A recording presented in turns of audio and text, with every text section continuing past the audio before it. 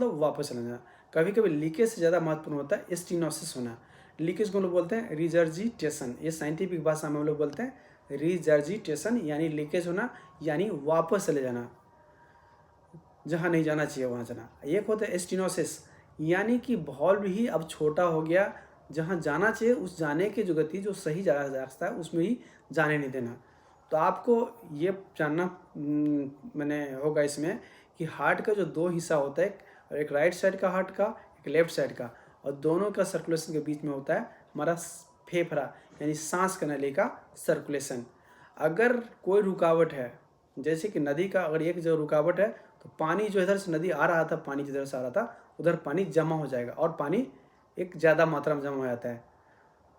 जहाँ पर डैम बनता है और नदी का वहाँ पानी जमा हो जाता है, जिधर डैम का फाटक लगा रहा था उसके पहले पानी जमा हो जाता है। हार्ट के अंदर सिर्फ वही होता है। चूँकि लेफ्ट हार्ट और राइट हार्ट के बीच में लंग्स का सिस्टम होता है, तो इसीलिए अगर लेफ्ट साइड के हार्ट में अगर ब्लड सही से आगे नहीं बढ़ रहा है, क्योंकि वॉल्व सिकुड़ गया है, वॉल्व सिकुड़ने के कारण से ब्लड सही से निकल नहीं पा रहा है, तो वो ब्लड जाम लगता है कहाँ पे, फेफड़ा में जा करके। और फेफड़ा में जैसे ही ब्लड का जाम लगता है, तो फेफड़ा में जो हम सांस ले रहे हैं, हवा सांस ले रहे हैं, उससे सही मात्रा में ऑक्सीजन नहीं जा पाता, और इसलिए हमारा सांस जो फूलने लगता है। खास करके तब ज़्यादा फूलता है जब हम चल रहे होते हैं। क्यों ऐसा होता है कि जब हम चल रहे होते हैं उस वक्त हमारे शरीर को ज़्यादा ऑक्सीजन चाहिए। जब हमें ज़्यादा ऑक्सीजन चाहिए और हमारा शरीर बीमार है, हमें ऑक्सीजन कम दे रहा है, तो उस वक्त हमें ज़्यादा महसूस होता है। जैसे कि आप गरीब हैं, अगर आपकी कोई मजबूरी, बीमार पड़ जाते हैं और पैसा अभाव हो जाता है, तो आपको एहसास होता है अपने गरीबीपन का। अगर लेकिन आपका गरीबी भी है लेकिन आपका काम चल रहा है, तो उस वक्त एहसास नहीं होता है। ठीक उसी तरह से अगर किसी का हार्ट में का बॉल जो है सिकुड़ा हुआ है, तो उसे वो तब ज़्यादा एहसास होता है जब वो चलने लगता है, यानी तेज़ चलता है, क्योंकि उस वक्त शरीर को ज़्यादा ऑक्सीजन की ज़रूरत होती है। तो इसको देखना है कि अगर कोई मरीज़ है उससे पूछते हैं आप जब चलते हैं तो आपको सांस फूलता बोलता है, हाँ, तो इसका मतलब वो बीमार है, उसका कहीं ना कहीं गड़बड़ है। जिसमें दो मुख्य कारण, एक हार्ट होता है, दूसरा फेफड़ा होता है। तो यह हम लोग हार्ट का चर्चा कर रहे हैं, और जिसमें भी हार्ट का बहुत सारी बीमारी, इसमें एक चर्चा कर रहे हैं वॉल्व के सिकुड़ने का। जो सबसे कॉमन होता है वो माइट्रल स्टेनोसिस, यानी माइट्रल वॉल्व का सिकुड़ना। ऐसे लोगों को पहले बचपन में रूमेटिक फीवर का रहा होता है। रूमेटिक फीवर में बताए होंगे, एक वीडियो में बताए हुए हैं कि रूमेटिक फीवर होता है क्या, जिसमें फीवर हो, ज्वाइंट का भी प्रॉब्लम हो, ज्वाइंट की जोरों जोरों में दर्द हो, और सांस फूलता हो, या हार्ट में भी कोई दर्द हो, या हार्ट का वाल्व खराब हो रहा हो, तो इस तरह के समय में रूमेटिक फीवर होता है। वैसे केस में जो वाल्व डैमेज हो जाता है, वो बहुत लंबे समय के बाद जो है वो इतना सिकुड़ जाता है कि ब्लड को आगे बढ़ने से रोक देता है, जिस कारण से ब्लड जो है जाम लगता है। तो जैसे बताया आपको, लेफ्ट साइड का अगर कोई भी रुकता है तो वो फेफड़ा में जाम लगता है, और फेफड़ा अगर कोई जो तो राइट साइड में जाकर हार्ट में जाम होता है, राइट साइड जाम होता है तो वो पैर और फूल जाता है, और हाथ फूल सकता है, पैर फूल सकता है। सबसे पहले पैर में दिखता है, क्योंकि गुरुत्वाकर्षण के कारण पैर में पहले दिखता है। तो किसी का हार्ट फेल करेगा, लेफ्ट साइड फेल करेगा तो लंग्स में जाकर फेल करेगा, लंग्स में फेल करेगा तो राइट साइड का हार्ट फेल करेगा, और राइट साइड का फेल करेगा तो पैर फूलेगा। तो ये इस तरह से आप ये भी समझ सकते हैं, किसी को अगर सांस फूल रहा हो और उसका पैर फूल गया हो, तो वो अक्सर हार्ट फेल्यूर का केस होता है। हार्ट फेल्यूर का और एक पहचान है कि अगर आप जब लेट जाते हैं, आप पैर उठा दीजिए या पैर नहीं उठाइए, जब लेट जाते हैं तब ज़्यादा सांस फूलता है, तो वो भी हार्ट बीमारी का लक्षण होता है। तीसरा है कि हार्ट बीमारी खास करके जब सोने जाते हैं उस वक्त बहुत ज़्यादा सांस फूलने लगता है, और आप सांस फूलने के कारण से उठकर बैठ जाते हैं, और आपको बैठने के बाद थोड़ा सा अच्छा महसूस होता है। तो ये भी हार्ट बीमारी का लक्षण होता है। चौथा और लक्षण हार्ट का है, किसी का तो चलिए रूमेटिक हार्ट डिजीज का है, हिस्ट्री है पहले से कि आपको कभी जॉइंट में बहुत ज़ोर से दर्द हुआ था, उस वक्त भी सीना में कोई दर्द हुआ था या सांस फूला था, तो भविष्य में जाकर के आपको वॉल्व सिकुड़ सकता है और आपका प्रॉब्लम हार्ट का हो सकता है। अगर आपको सांस फूल रहा है तो आपका हार्ट के कारण सांस फूल रहा है। लेकिन यहाँ पर जिसका फेफड़ा की बीमारी है, जैसे कि आप सब सिगरेट पी रहे हैं बहुत दिन से, या बीड़ी पी रहे हैं बहुत दिन से, या बचपन से खांसी हो रही है, एलर्जी वाला खांसी है, और बाद में जाकर वो दमा का रूप ले लेता है, तो वो उसको सांस, फेफड़ा के कारण सांस फूलता है। तो सांस फूलने का जो स्टोरी है, इसमें दो होता है, या तो हार्ट होता है या फेफड़ा होता है, और दोनों मिलाकर काम करता है। क्योंकि हार्ट का काम होता है खून देना, और खून में ऑक्सीजन भरना फेफड़ा का काम होता है।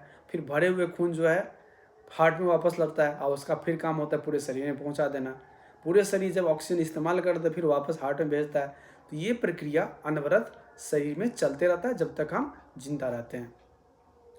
तो रूमेटिक हार्ट डिजीज में क्वेश्चन उठता है कि माइट्रल स्टेनोसिस का मतलब होता है वाल्व का सिकुड़ना। तो वाल्व जब सिकुड़ गया, उसका सिकुड़ गया का मतलब जो वाल्व इतना बड़ा था वो इतना छोटा हो गया। तो जो बड़ा वाल्व इतना छोटा हो गया, उस वाल्व को हम लोग कैसे ठीक कर सकते हैं? तो उसके अंदर एक बैलून ले जाते हैं वाल्व के ऊपर, वाल्व के अंदर से जहाँ वाल्व लगा वहाँ छोटा सा बैलून लेके, जो बैलून जाता है उस वक्त उस बैलून फूला हुआ नहीं रहता है, बैलून क्या होता है, चिपका हुआ रहता है। बैलून के अंदर कोई हवा नहीं रहता है। जिस वक्त बैलून बल्ब के पास जाता है, बल्ब के अक्रॉस चला जाता है, वहाँ हम उसको फुला देते हैं। क्या करते हैं? उसको फुला देते हैं ऐसे। तो बल्ब को फुला देता है, बड़ा कर देता है थोड़ा सा ही बड़ा कर पाता है। पूरा बड़ा तो नॉर्मल तो हो नहीं सकता, लेकिन थोड़ा भी बड़ा करता है तो बहुत ज़्यादा राहत मिलता है। थोड़ा भी, क्योंकि एरिया जो है स्क्वायर में होता है। अगर आप 2 गुना बढ़ा दिए तो 4 गुना फायदा कर देता है। तो यहाँ पे ये बात समझने की चीज़ है कि बैलून से हम बल्ब को फुलाते हैं। अगर बल्ब फुलाने के लायक रहता है, बल्ब लचीलापन रहता है, तब यानी शुरुआत में ऐसा कर सकते हैं। लेकिन जब बल्ब बिल्कुल कड़ा हो जाए, बहुत पुराना हो, या उसके अंदर कैल्शियम बहुत बन जाए, इतना कैल्शियम बना हुआ है, इतना पुराना हो गया कि अब फुलाएंगे तो वो फट जाएगा, टूट जाएगा। जैसे लचीला चीज़ को फुला सकते हैं, लेकिन जो चीज़ बहुत कड़ा होगा उसको फुलाएंगे तो फट जाएगा। इसलिए फट भी सकता है कभी कभी। खास करके हम ऐसे बल्ब को फुलाने जा रहे हैं जो बहुत पुराना हो गया, जिसमें बहुत सारा कैल्शियम जम गया हो। तो वैसे केस में या तो वहाँ फुलाया जाए जहाँ पे अगर बल्ब किसी कारण फट जाता है तो हम इमीडिएटली तुरंत ही उस बल्ब को बदल दें। बल्ब रिप्लेसमेंट बोलते हैं, जो कि ऐसे केस जहाँ हमें बहुत संभावना है कि बल्ब फटेगा ही फटेगा, तो हम लोग उसको न फुलाने के जगह पे सीधे हम लोग उसको सलाह देते हैं कि आपने बल्ब का बदलवा लीजिए। बल्ब बदलते हैं, 2 तरह का बल्ब आता है, एक होता है टिश्यू बल्ब, एक होता है मेटेलिक बल्ब। मेटेलिक मतलब जो धातु से बना होता है, जिसका लाइफ बहुत लंबा होता है। लेकिन वैसे केस में हमें एक दवा, जो चूँकि उस बल्ब पे खून थक्का जमने का जमते रहता है, इसलिए ऐसा दवा खाना होता है जो कि खून को थक्का जमने से रोके, जो कि लगातार जब तक ज़िंदगी तब तक खाते ही रहना होता है, क्योंकि बल्ब रहता है और बल्ब पे खून का थक्का बनने की संभावना बनती रहती है। लाइफ लेकिन इसका अनलिमिटेड रहता है। आदमी जब तक, जैसे यंग लोग हों वैसे ऐसा बल्ब लोग दे सकते हैं, लेकिन जब ओल्ड एज यहाँ पर ज़िंदगी जीने की संभावना 5 साल 7 साल है, तो वैसे केस में टिश्यू बल्ब देते हैं। टिश्यू बल्ब का खासियत है कि उसमें ये दवा खाने की ज़रूरत नहीं पड़ती है, क्योंकि हमारे टिश्यू से बना हुआ होता है, या टिश्यू जैसा ही बना हुआ चीज़ होता है, तो उसमें वैसा ज़रूरत नहीं पड़ती है, वहाँ खून थक्का नहीं बनता ज़्यादा है। लेकिन उसका ये होता है कि वो जल्दी ख़राब होता है, यानी लाइफ इसका ज़्यादा नहीं होता है, लिमिटेड होता है। और इसलिए हम लोग जिसमें कम लाइफ की संभावना है, जैसे कि 70 साल के आदमी में बदलना है, तो इसमें, और आजकल साइंस इतना डेवलप कर गया है कि हम लोग सीधे जो बल्ब को हम लोग जो पहले चीर के बल्ब को अगर रिप्लेसमेंट करना है, बल्ब बदलना है, तो हार्ट को खोल के फिर हार्ट को बल्ब बदला जाता था वहाँ पे। लेकिन अब जो है कुछ ऐसे बल्ब भी आ गए हैं जो कि बिना चीरे भी किया जा सकता है, जो बहुत महंगा भी होता है। और देश में 1 2 3 4 जगह ही होता है, और महीना में वहाँ भी एक केस हो जाए तो वो तो काफ़ी है। इतना चूँकि महंगा होता है तो इसलिए बहुत सारे लोग नहीं करा पाते हैं। तो इस तरह से बल्ब को बदलना ही एक ऑप्शन होता है। जहाँ तक मेडिसिन का सवाल होता है तो हम लोग कहते हैं ऐसे लोग इसका बहुत फेलियर हो, उसमें वाटर जो होता है, लिक्विड पानी जो पीते हैं, उसका कंजम्पशन आप 1.5 लीटर तक ही कर सकते हैं ना। आगे पानी ज़्यादा मात्रा में मत पिए, क्योंकि ज़्यादा पानी होगा ज़्यादा रुकावट होगा, क्योंकि ब्लड में पानी रहता है। पानी के कारण से ब्लड का एक वॉल्यूम बनता है, और ज़्यादा वॉल्यूम होगा ज़्यादा रुकावट होगा। जैसे ज़्यादा लोग जनसंख्या ट्रैवल करेंगे किसी रोड से, तो रुकावट ज़्यादा वैल्यूएबल हो जाएगा, ज़्यादा रुकावट ज़्यादा परेशान करेगा। अगर कम लोग चलेंगे तो कम परेशान करेगा। तो यानी हमें पानी का मात्रा को 1.5 लीटर से ज़्यादा नहीं होने देना चाहिए। दूसरा है, इम्पोर्टेंट है कि जो हमारा माथा का हिस्सा हो थोड़ा ऊंचा हो जाए, तो पानी हमेशा जो शरीर गुरुत्वाकर्षण के कारण से ज़्यादा पानी मेरे पैर के हिस्से में रहे, तो हार्ट पे कम पानी आए। तीसरा होता है हम कुछ हद तक नमक का मात्रा भी कम कर सकते हैं, कुछ हद तक ही कम कर, बिल्कुल बंद नहीं करना है। चौथा होता है हमारा एक ऐसे ड्रग्स होते हैं जो कि हमारे हृदय के धड़कन की गति को थोड़ा कम कर ले, ऐसी दवा हम लोग देते हैं। चौथा होता है हम लोग डायबिटिक्स हम यूज़ करते हैं। डायबिटिक्स का अर्थ होता है शरीर के अंदर जो एक्सेस पानी है, ज़्यादा पानी है, उसको वो पेशाब के माध्यम से निकाल देता है, यानी पेशाब बढ़ा करके वो पानी को निकाल लेता है। तो लोग इसको डायबिटिक्स बोलते हैं, इसका भी इस्तेमाल करते हैं। साथ में हम लोग अक्सर रूमेटिक हार्ट डिजीज जो है बार बार किसी को होता है, और जब जितना बार वो होता है बार बार दोबारा, उतना और बीमारी को आगे बढ़ा देता है। जो वॉल्व इतना सिकुड़ा उसको और ज़्यादा सिकुड़ा देता है। तो ऐसे में आपको इन्फेक्शन से भी बचाना है, यानी पेनिसिलिन जो लॉन्गासिलिन आता है, बेंजाथिन पेनिसिलिन, उसका 1.2 मिलियन यानी 12 लाख इंटरनेशनल यूनिट है। तो वो उतना इंसुलिन जो है, सॉरी इंसुलिन का इतना पेनिसिलिन जो है आपको इंट्रामस्कुलर मांस में लेना होता है। 21 दिन पे दोहराते रहता है। जहाँ कम इन्फेक्शन ऐसे विदेशों में 28 दिन पर दोहराते हैं लोग। तो ये सब जो है इसका इलाज है।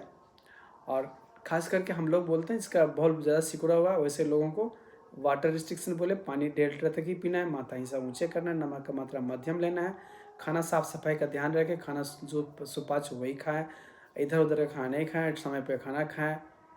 और साथ में अगर आपको खून की कमी है तो उसका भी, खून कमी है तो टेस्ट करके उसका खून बनने के लिए जो चीज़ चाहिए, विटामिन चाहिए, आयरन चाहिए, उसका इस्तेमाल कर लें, ताकि एनीमिया, खून की कमी नहीं होना चाहिए। इन्फेक्शन शरीर में नहीं जाना चाहिए। इन्फेक्शन जब कभी होगा वो हार्ट पर लोड बढ़ेगा और हार्ट और ज़्यादा फेल करेगा। तो इस तरह से इन्फेक्शन से बचना चाहिए, एनीमिया से बचना चाहिए। अगर हार्ट का रेट ज़्यादा है तो डॉक्टर ECG करके माध्यम से देख सकते हैं, या पल्स ऑक्सीमीटर देख सकते हैं, या पल्स मेजर करके देख सकते हैं। तो इससे पल्स जो है उसका गति जो है 60 से 100 सामान्य होता है, सही होता है। तो उसको सामान्य में ही रखें और 60 के करीब रखें, तो उस पर हार्ट पर लोड कम पड़ता है। साथ साथ में आपके घर के अंदर है तो बच्चों को और इस तरह से जोर थोड़ा उसको बचाएं, साफ़ सफाई जगह पे रहे, हवादार रूम में रहे। तो या अगर आपका ऑलरेडी बीमारी हो गया तो इन सारी बातों के साथ साथ आप एक अच्छे सेंटर जहाँ पे बल्ब बदलना या बल्ब बैलूनिंग करना, यानी बल्ब बैलून से बल्ब को ठीक करना, मरम्मत करना, ये सब समय वहाँ पे जाकर रजिस्ट्रेशन करा लें, ताकि समय जब आपका आए, खास करके बैलूनिंग करना या बल्ब रिप्लेसमेंट करना, ये सब तब ज़रूरी होता है जब मरीज़ में दिक्कत होता है, और जब मरीज़ का एक इकोकार्डियोग्राफी होता है, यानी अल्ट्रासाउंड के माध्यम से जो हार्ट देखा जाता है, उसमें अगर बल्ब का सिकुड़न रहता है, खासकर 1 सेंटीमीटर नीचे रहता है, तो वैसे केस में बल्ब बैलूनिंग किया जाता है। और या तो बल्ब कभी कभी जो बल्ब बिल्कुल ख़राब है, बैलूनिंग करने लायक नहीं है, तो बल्ब बदला भी जाता है, रिप्लेसमेंट बोलते हैं उसे। तो ये परिस्थितियाँ में हम लोग बैलून रिंग करते हैं, बल्ब बैलूनिंग के माध्यम से बल्ब को मरम्मत करते हैं या बल्ब बदल डालते हैं। तो ये हुआ rheumatic heart disease with mitral stenosis. Rheumatic heart disease में माइटल स्टेनोसिस अगर है, माइटल बल्ब सिकुड़ा हुआ है, तो क्या करते हैं, रूमेटिक हार्ट डिजीज होता क्यों है, उसकी मैं चर्चा किया। एक्यूट रूमेटिक फीवर के में कि जिसको एक्यूट रूमेटिक फीवर शुरू में होता है, वही चीज़ आगे जा करके बल्ब सिकुड़ जाता है और रूमेटिक हार्ट डिजीज में कहते हैं, या क्रोनिक रूमेटिक हार्ट डिजीज बोल सकते हैं, पुराना रूमेटिक बीमारी जिसमें बल्ब सिकुड़ गया है। तो इस तरह से हम लोग जानते हैं। धन्यवाद। डिजीज़ का मतलब होता है बीमारी होना, यानी अच्छा नहीं महसूस करना, ख़राब महसूस करना, तबीयत खराब होना, उसको हम डिजीज़ या बीमारी बोलते हैं। तो ये जॉइंट का और हार्ट का, ये दोनों का मिला हुआ जो बीमारी है उसको रूमेटिक हार्ट डिजीज़ बोलते हैं। और ख़ास करके जब एक किसी को, बच्चे को, अक्सर 5 से लेकर 15 साल के बच्चों में ये शुरुआत होता है बीमारी, इस समय बीमारी आता है। और आने वाले समय में जैसे कि 20 साल 25 साल या उसके बाद किसी किसी का जो है बल्ब इतना सिकुड़ जाता है कि वो खून को एक साइड दिशा से दूसरे जगह जाने में रोक देता है, और उसके कारण से जो प्रॉब्लम होता है तो हम लोग बोलते हैं कि ये रूमेटिक हार्ट डिजीज़ है, उसके कारण वो परेशानी हो रहा है। जैसे एक उदाहरण तौर पे सबसे जो कॉमन है, सबसे मिलता जो केस है वो है माइट्रल स्टेनोसिस। यह माइट्रल एक वाल्व का नाम है जो हृदय के अंदर होता है। वाल्व का सीधा से काम होता है खून को सिर्फ एक ही दिशा में जाने देना, उसको वापस नहीं आने देना। ये वाल्व का काम होता है। जैसे कि साइकिल का वाल्व होता है, तो साइकिल के वाल्व का मतलब क्या है, टायर के अंदर जो वाल्व है कि आप उसके अंदर हवा दीजिए तो फिर वापस हवा नहीं आए, ख़राब हो जाता है वाल्व तो फिर वापस हवा आता है। अदरवाइज हवा टायर के अंदर जा सकता है, ट्यूब के अंदर, लेकिन वापस नहीं आ सकता क्योंकि उसमें वाल्व लगा होता है। इसी तरह से चापाकल में वाल्व होता है, पानी ज़मीन के अंदर से बाहर आता है, फिर अंदर नहीं जा सकता है, वो जब ख़राब होगा तो चला जाएगा। तो ठीक इसमें हार्ट के अंदर वाल्व होता है, उसमें एक काम है कि वाल्व ये तो ख़राब हुआ तो लीकेज होता है, इसको लोग बोलते हैं वापस चला जाना। लीकेज होना मतलब